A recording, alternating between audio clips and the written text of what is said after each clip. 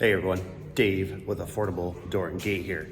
Got a little dog in the background, neighbor's dog. I apologize for the yipping.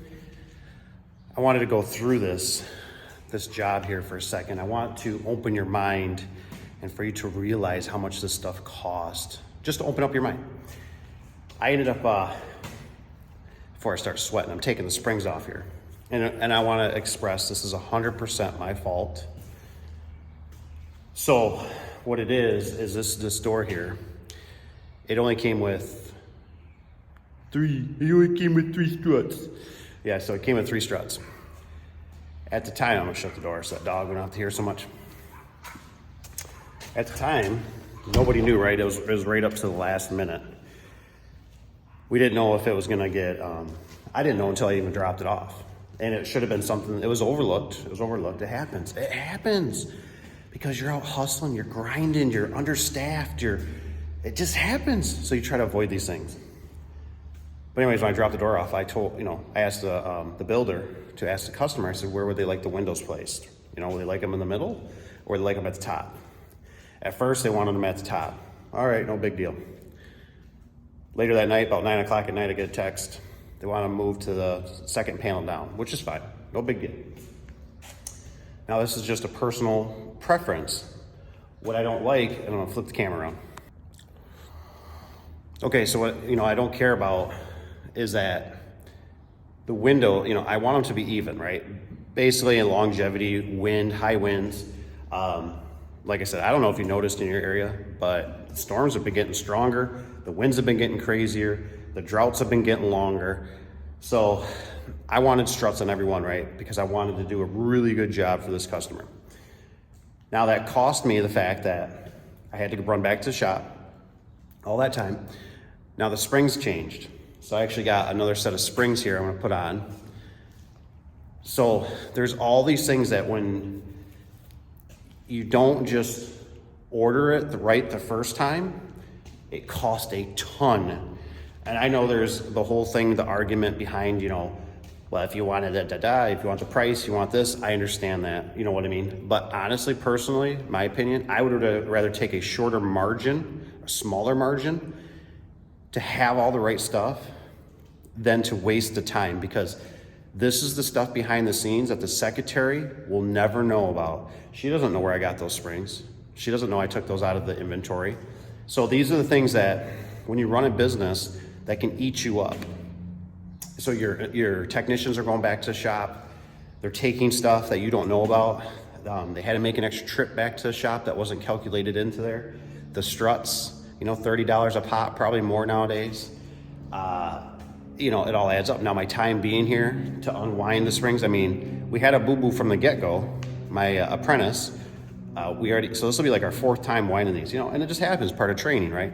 But it just snowballs is what I'm trying to say. The customer didn't get their flashing on. I'll show you. And I told them, I said, this is how I would do it.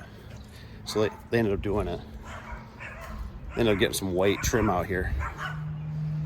Right here. Looks a lot nicer.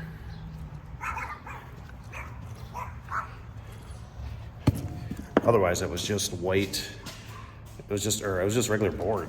I told him, I said, I wouldn't leave it like that. And he said, well, I can just paint it. And I said, I'll just come back. So how many trips have we made? We did the one because the day was screwed up. So let's think here. We did one for the delivery of the door. There's a perimeter seal I got to put up. And then guess what? My fault. I forgot my trim nails. I had them sitting right there. They didn't make it in the truck. So I got to run back to I'm not running back to the shop. I'm running a hardware store. So we got one trip for dropping off material, which is whatever. We got the day, stay up here for a second, you're heavy. We got the install, 2.